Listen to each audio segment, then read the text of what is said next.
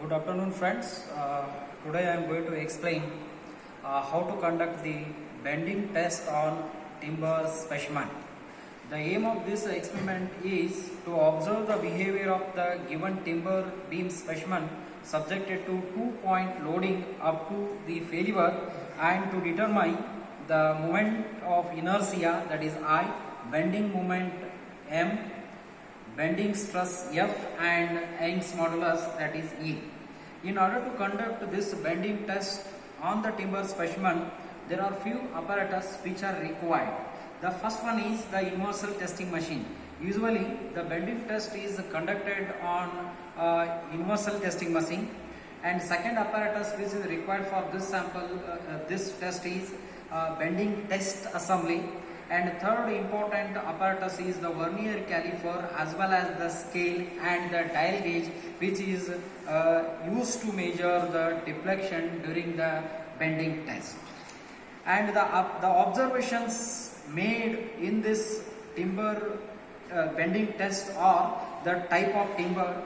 This is the type of the timber, that is the acacia, and the total length of a sample is 554 mm.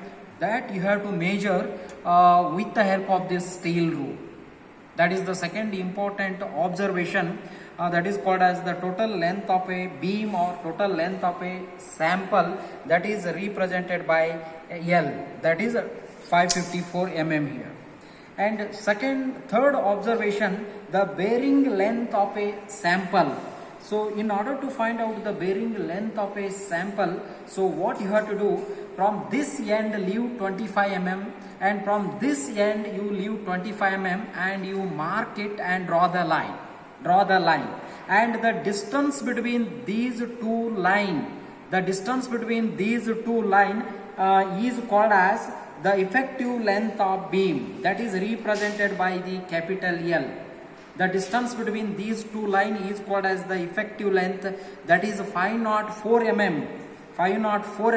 So once again that you have to measure with the help of this the steel rule, that is capital L. And in addition to this, the breadth of the sample, the breadth of a beam you have to measure with the help of the steel rule, that is 50 mm. That is represented by small b. And also the depth of the beam, or the sample or the specimen you have to measure, that is represented by small d, that is also once again 50 mm. That you have to measure once again using this the scale. Okay. So after the measurement of the various dimensions of the sample, so the next step is to conduct the experiment by keeping the specimen on the platform of that universal testing machine, and afterwards gradually you have to apply the load till the fracture. So that I am going to explain later. This is the universal testing machine which we are using to conduct the bending test. Apart from this bending test, you can conduct the tensile test, compression test, shear test using the same universal testing machine. So the nearly 4 to 5 different experiments which you can conduct by using the same UTM. That is the reason it is called as the universal testing machine. Here today I am going to explain the procedure for conducting the bending test on the sample, that is the wood or the timber. So this is the timber sample or the specimen, and the various dimensions are marked on this one, that already have explained. And after marking all those the various dimensions, you have to keep it on two rollers. These are the two rollers, and you have to keep in such a way that the effective length has to come over these lines. By keeping this in your mind, you have to keep the sample over these two rollers. After keeping this, you have to keep the channel. So this is here in this the bending test, you are not applying the load directly. If you apply the load directly, what happens? Immediately the specimen is going to break. In order to avoid that one, gradually you are applying the load to the sample through the channel and these two rollers. and these two rollers which are kept over these lines. So this line, before the keeping these two rollers over this one, so entire effective length you have to divide into three equal portions, and here the each portion is 168 mm. This is 168 mm, this is 168 mm, and this is again 168 mm, and from here to here is the effective length, that is represented by the L. And by keeping these two rollers over these lines, this is 168 mm, and after over these rollers you have to keep the channel, and on this channel you have to apply the load, that is called as a W. And the moment you apply the load W, that is equally divided into the W by 2 over here and W by 2 over here. And the initial load what we are taking for this bending test is 2.5 kilonewton, and gradually you have to increase the load intensity till the fracture. This is the dial gauge of this universal testing machine which we are using to conduct the bending test on the timber sample. Here in this dial gauge,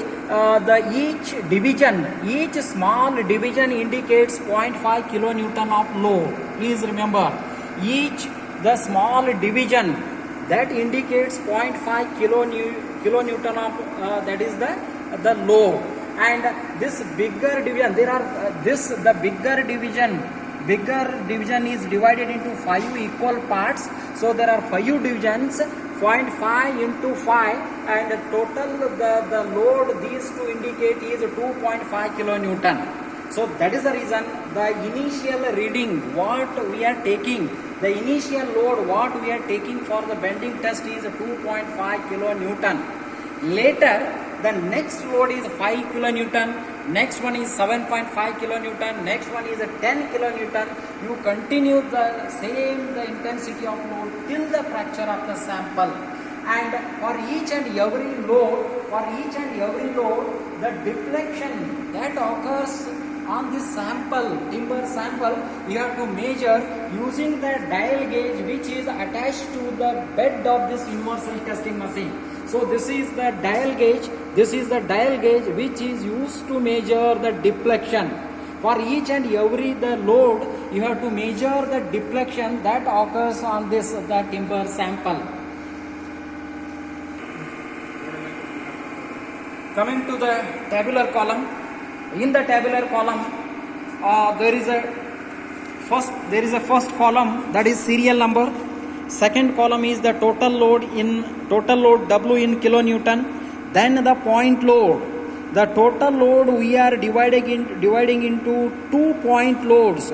Each point load become W by 2 and W by 2. So these we are applying to the sample through those rollers as well as the channel, so which already have shown on that machine. Later, for each and every reading point load, the deflection you have to calculate using the dial gauge, and the corresponding bending stress you have to calculate, and how to calculate this bending test, that I am going to explain later. So here, this is the dial gauge. The first load what we have selected is 2.5 kilonewton. The first load what we have selected is 2.5 kilonewton. This is the knob which is helpful to select the particular load for the bending test. The first serial number 1, the total load is 2.5 kilonewton. Okay. For the applied load of 2.5 kilonewton, the corresponding deflection we have to calculate using the dial gauge. The corresponding deflection that is measured with the help of this the scale. It is something applied load of 2.5 kilonewton. The corresponding deflection in the sample is 1.85 mm. That is measured with the help of this dial gauge. This is in the next step, the load what you have to select is 5 kilonewton. Using this knob, you have to select a load of 5 kilonewton.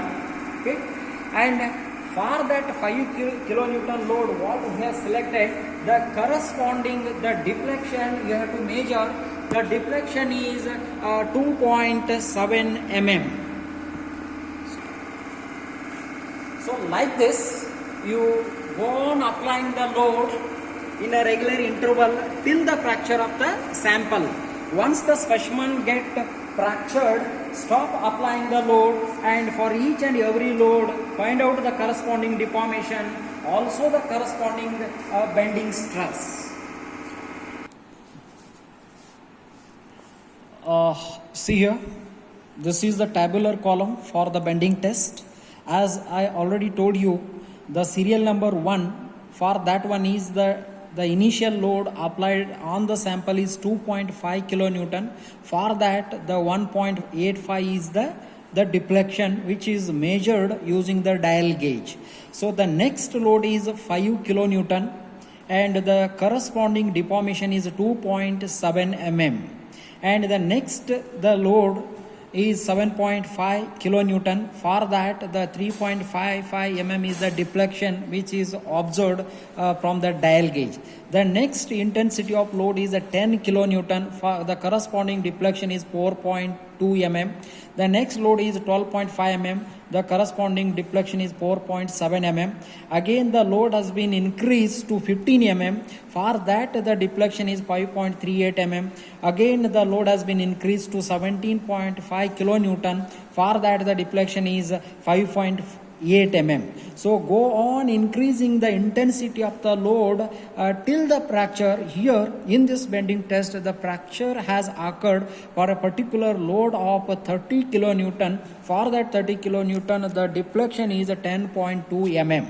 So using this the data, so what is given in the tabular column, so you have to find out the moment of inertia, distance from the extreme fiber of the neutral axis, bending moment, bending stress, maximum deflection, as well as the Young's modulus. Also you have to draw the one very important graph that is called as the load versus the deflection. Coming to the calculation part, using these various relationship or using these various formula, you have to find out the first important thing that is called as the moment of inertia, that is represented by I. So for that particular the section, the moment of inertia is calculated using B into D raised to cube divided by 12, where B is the breadth of the timber sample, which is 50 mm, D is the depth of the sample, that is 50 mm, divided by 12. So this particular formula, the moment of inertia I, that is equal to BD cube by 12, it is for particular the section of the timber. So using this, find out the moment of inertia, which is in mm raised to 4. Later, the distance from the extreme fiber of the neutral axis, that is D by 2. So the total depth of a sample is 50 mm. So D is 50 mm divided by 2. So it is equal to 25 mm. That is nothing but the distance from the extreme fiber of the neutral. And the same way you have to calculate the bending moment, that is capital L, that is W into L divided by 6. The W is nothing but the applied load for each and every reading, and the capital L is the effective length of a sample or the beam, that is 504 mm. And how to calculate this effective length L, that already have discussed. Using this formula, you find out the bending moment, that is Newton mm, that is in Newton mm. So later, the bending stress for each and every reading you have to calculate. The bending stress for each and every reading, for each and every load you have to calculate using this formula, and bending stress is represented by small f, that is equal to m, moment, that is the bending moment divided by the moment of inertia into D by 2. By using this relationship, you find out the F for each and every reading. After finding out of that F, you substitute that bending stress in the tabular column. Later, the maximum deflection delta max you have to find out. So here, in order to find out the maximum deflection, no equation, no relationship, no formula, simply you just search the maximum deflection in the deformation column. take the maximum deflection from the deformation column and you write it here. That is called as the maximum deflection of the beam. And at the end, you are finding out the Young's modulus of the timber, that is E, that is equal to 23 into L raised to 3 L cube. That L is nothing but the effective length divided by 36 I is the moment of inertia into the load divided by the delta max. So using this relationship, you try to find out the Young's modulus of a timber sample. Also, apart from these calculation, you have to draw the graph, that is load versus the deflection graph. Along the y-axis, you have to take the load which is in kilonewton. From the tabular column, you have to take the load that is in kilonewton. Also from the tabular column, you have to take the deflection which is in mm, and you have to draw this, the load versus the deflection curve. You are going to get the nature of curve approximately like this. So this last point indicates the fracture of a sample. So this is what the experiment called as the bending test on a timber specimen using the universal testing machine.